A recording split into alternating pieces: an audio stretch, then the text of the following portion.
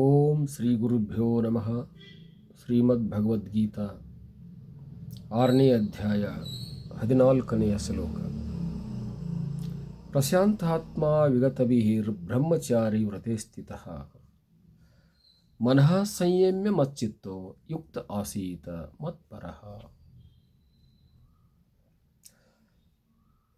Firm in the vow of complete chastity and fearless, keeping himself perfectly calm and with the mind held in restraint and fixed on me. The vigilant yogi should sit absorbed in me. ಧ್ಯಾನ ಮಾಡುವ ಕ್ರಮವನ್ನು ಇಲ್ಲಿ ಹೇಳ್ತಾ ಇದೆ. ಧ್ಯಾನವನ್ನು ಹೇಗೆ ಮಾಡಬೇಕು ಅಂತ. ಮನಃ ಸಂಯಮ್ಯ ಅಂತ ಹೇಳಿದೆ. ಮನಸ್ಸನ್ನು ನಿಯಂತ್ರಣ ಮಾಡಿ. ವಿಗತವಿಹಿ ಭಯ ಇಲ್ಲದಿರತಕ್ಕಂಥ ವಾತಾವರಣದಲ್ಲಿ ಬ್ರಹ್ಮಚಾರಿಯಾಗಿದ್ದು. ಚಾಸ್ಟಿಟಿ ಅಂತ ಹೇಳಿದೆ. ಇಂದ್ರಿಯ ನಿಗ್ರಹ, ಜನನೇಂದ್ರಿಯ ನಿಗ್ರಹ ಮುಖ್ಯವಾಗಿದೆ ಅಂತ ಹೇಳ್ತಿದೆ. ನಿಗ್ರಹ ಮಾಡಿಕೊಂಡಿರಬೇಕು. ಮತ್ತು ಕಾಯ ಅನ್ನುವಂಥದ್ದು ಸ್ವಚ್ಛವಾಗಿರಬೇಕು, ಶುದ್ಧವಾಗಿರಬೇಕು. ಆಮೇಲೆ ಮಚ್ಚಿತ್ತ, ನನ್ನಲ್ಲಿಯ ಮನಸ್ಸುಳ್ಳವನಾಗಿರಬೇಕು. ಯಾವಾಗಲೂ ಕೂಡ ಏಕಾಗ್ರತೆಯನ್ನು ಸಾಧಿಸಿದವನಾಗಿರಬೇಕು. ಅವನಿಗೆ ಧ್ಯಾನ ಸಿದ್ಧಿಸುತ್ತದೆ. ಧ್ಯಾನ ಅಂತಂದರೆ ಕಣ್ಣು ಮುಚ್ಕೊಂಡು ಕೂತ್ಕೊಂಡ್ರೆ ಧ್ಯಾನವಲ್ಲ. ಜನರನ್ನು ಬಿಟ್ಟು ದೂರ ಹೋಗಿ ಕೂತ್ಕೊಂಡ್ರೆ ಧ್ಯಾನವಾಗೋದಿಲ್ಲ. ಧ್ಯಾನ ಅಂತಂದರೆ ಉಪವಾಸ ಇರುವುದಲ್ಲ. ಧ್ಯಾನ ಅಂತಂದರೆ ಕೇವಲ ಆಹಾರ ವಿಹಾರ ಜನಸಂಪರ್ಕಗಳನ್ನು ಬಿಟ್ಟು ಇದ್ದರೆ ಧ್ಯಾನವಾಗೋದಿಲ್ಲ. ಹೀಗಿದ್ದರೆ ಎಷ್ಟೋ ಜೀವಜಂತುಗಳು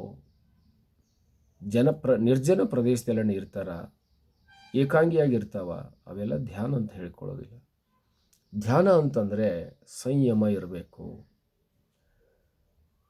ಇಂದ್ರಿಯಗಳ ಕ್ರಿಯೆಗಳೆಲ್ಲವೂ ಸಂಪೂರ್ಣ ನಿಷ್ಕ್ರಿಯವಾಗಿರಬೇಕು. ಆಸೆ ಇಲ್ಲದೆ ಇದ್ದರೆ ಇಂದ್ರಿಯಗಳು ನಿಷ್ಕ್ರಿಯವಾಗಿರ್ತಾವ. ಇಂದ್ರಿಯಗಳು ನಿಷ್ಕ್ರಿಯವಾಗಿದ್ದರೆ ಮನಸ್ಸೊಂದು ಚಂಚಲವಾಗಿರುವುದರಿಂದ ಮೋಸ್ಟ್ ಇಂಪಾರ್ಟೆಂಟ್ ಮನಸ್ಸಿಗೆ ಆದ್ಯತೆ ಕೊಡಬೇಕು.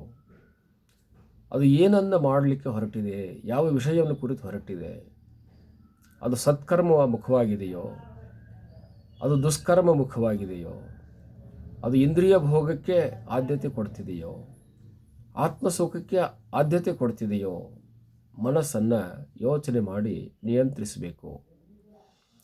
ಬಹಿರ್ಮುಖವಾಗಿರ್ತಕ್ಕಂಥ ಇಂದ್ರಿಯಗಳ ಜೊತೆಗೆ ಮನಸ್ಸು ಬೆರೆತುಕೊಂಡು ಹೋಯಿತು ಅಂತಂದರೆ ಅದು ಸಂಯಮವಾಗಿರೋದಿಲ್ಲ.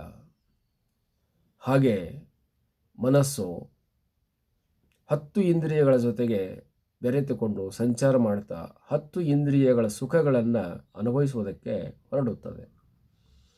ಹಾಗೆ ಮನಸ್ಸು ಹೊರಟಾಗ ಅದು ಧ್ಯಾನ ಮಾಡೋದಕ್ಕೆ ಸಾಧನವಾಗೋದಿಲ್ಲ. ಮನಸ್ಸಿನಿಂದಲೇ ಧ್ಯಾನವನ್ನು ಮಾಡುವಂಥದ್ದು. ಮನಸ್ಸಿನಿಂದಲೇ ಧ್ಯಾನ ಸಿದ್ಧಿಯಾಗಿ ಬುದ್ಧಿಗೆ ಸಹಾಯ ಮಾಡುತ್ತದೆ. ನಿರ್ಧಾರಣಾತ್ಮಕವಾಗಿರತಕ್ಕಂಥ ಧಾರಣೆಯನ್ನು ಬುದ್ಧಿಯು ಮಾಡುತ್ತದೆ. ಮನಸ್ಸು ಧ್ಯಾನ ಮಾಡುತ್ತದೆ, ಬುದ್ಧಿಯು ನಿರ್ಧಾರ ಮಾಡುತ್ತದೆ. ಮನಸ್ಸು ಬುದ್ಧಿಗಳು ಧ್ಯಾನ ನಿರ್ಧಾರಗಳನ್ನು ಮಾಡಿ ಯಾವಾಗ ಪ್ರಶಾಂತವಾಗ್ತವ ಆವಾಗ ಸಮಾಧಿ ಸಿದ್ಧಿಯಾಗುತ್ತದೆ. ಇವು ಕೆಲಸ ಮಾಡಬೇಕಾದ್ರೆ ಬಹಿರ್ಮುಖವಾಗಿರತಕ್ಕಂಥ ಇಂದ್ರಿಯಗಳು ತಮ್ಮ ವ್ಯವಹಾರವನ್ನು ನಿಲ್ಲಿಸಿರಬೇಕು. ವಿಷಯಗಳನ್ನು ಬಯಸದೇ ಇರಬೇಕು. ವಿಷಯಗಳಿಂದ ವಿನಿರ್ಮುಕ್ತವಾದಾಗ ಮನಸ್ಸು ತನ್ನ ನಿಯಂತ್ರಣವನ್ನು ಹೊಂದುತ್ತದೆ.